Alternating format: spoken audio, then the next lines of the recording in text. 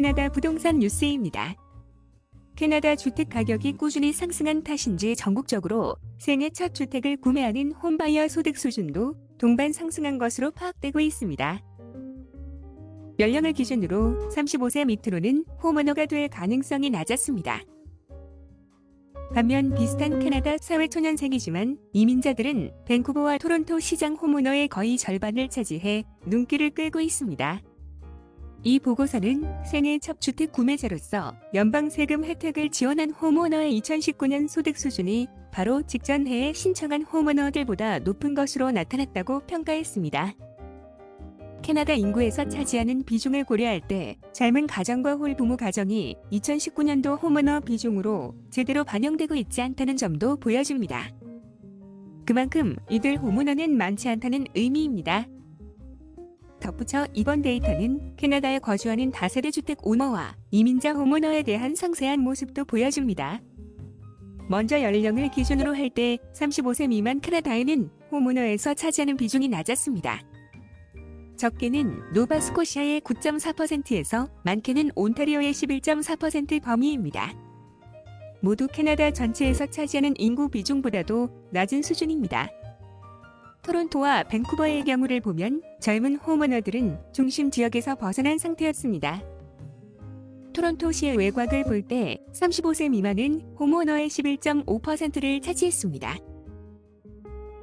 특히 밴쿠버의 경우에는 35세 미만 홈오너들 소유주택의 감정평가 중간 가격은 35세에서 54세 연령대보다 31만 2천 달러 정도로 낮았습니다. 반면 이민자들 현황을 보면 확연한 차이가 있습니다.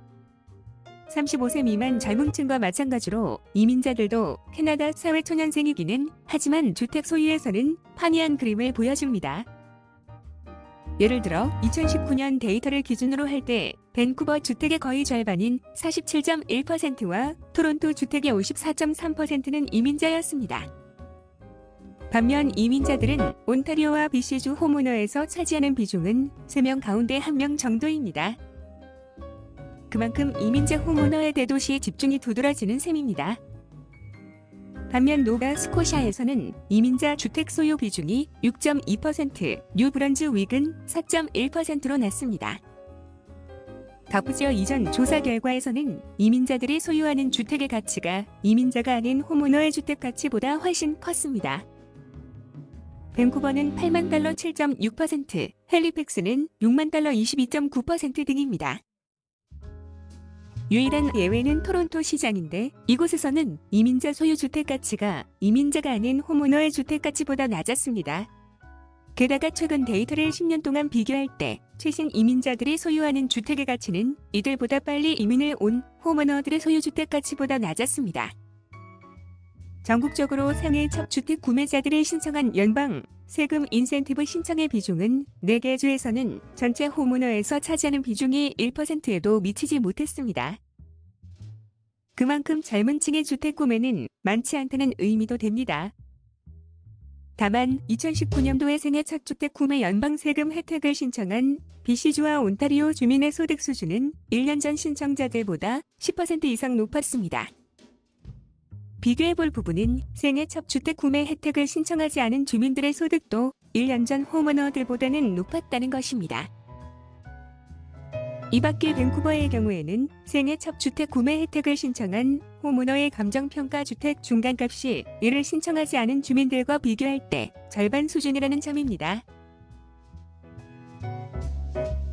그런데 비교적 집값이 밴쿠버보다 저렴한 헬리팩스에서는 그 격차가 마이너스 10.7%, 몽크턴은 마이너스 16.3%로 적었습니다. 마지막으로 다세대 주택과 단독주택 홈오너의 소득 수준을 비교할 때 노바스코샤이와 뉴브런즈윅에서는 큰 격차가 없었습니다. 그렇지만 노바스코시아와 뉴브런즈윅에서 다세대 주택 홈오너의 비중은 2019년 기준 각각 23.4%와 20.3%로 BC주의 15.6%와 온타리오의 15.5%보다 훨씬 높았습니다. 특이한 점은 다세대 주택 홈오너 가운데 BC주 20%, 온타리오 30%는 단독주택 홈오너보다 중간 소득이 더 높았다는 점입니다. 이상 부동산 뉴스였습니다. 감사합니다. 부동산 밴쿠버 코리아나리W.com